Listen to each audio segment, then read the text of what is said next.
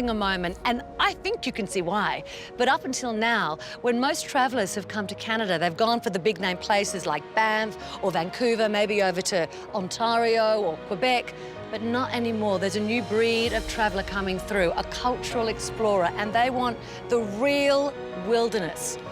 And look at this. The Yukon is like nature's Disneyland.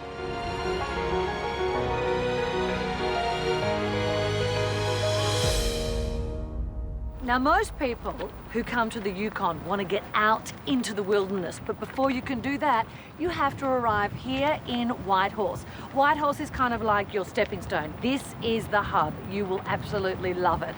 But the first thing that you see when you arrive is this, the SS Klondike. Isn't she pretty?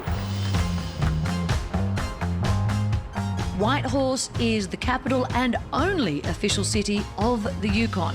At its entrance, the SS Klondike stands as a reminder of a bygone era, a time when this city was the major transportation hub for the entire region.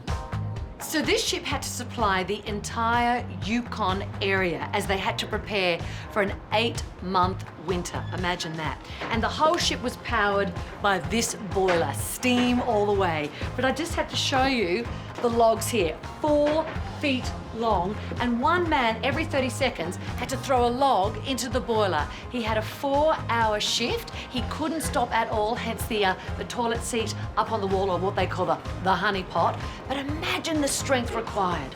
No steroids, no Red Bull. Not about there, it's about there. As fascinating as the centre of Whitehorse is, it's actually the surrounds of the city that most visitors come to see, to experience.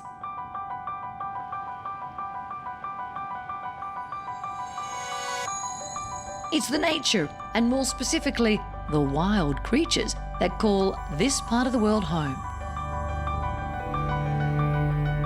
Yukon Wildlife Preserve is a 300-hectare property, providing travellers like you and I a smorgasbord of wildlife opportunities.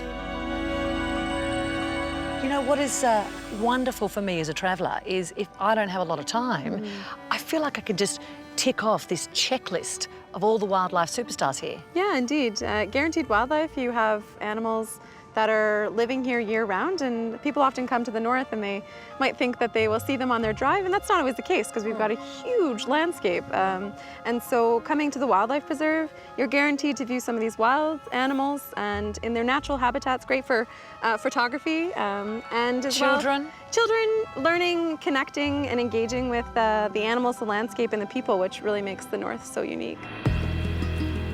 To protect the animals that live here and let them live out their days peacefully, it's not the place for predators, so there's no bears to be found here in these particular woods. But they do have many other intriguing natives. So that is what we would call a reindeer. Yeah, in North America we call them caribou, but Eurasia often refers to them as reindeer. Kind of the same, except for reindeer fly. And have shiny red noses.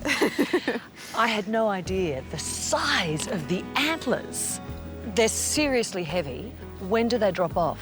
They'll drop off in our winter, so in December or so. You can see it's covered in this soft, fuzzy velvet material, beautiful. brown, and that's nourishing its growth. It's protecting the antler as well, and then they'll start to shed that off really soon here, and it'll become hard and like a bone.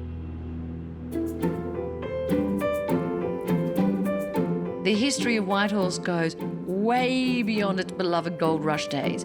But what the miners did unearth, other than precious gold of course, is remains and treasures from the Ice Age, when the area was a subcontinent known as Beringia. A vast collection of these artefacts are now on display at the Beringia Centre, just outside of the city.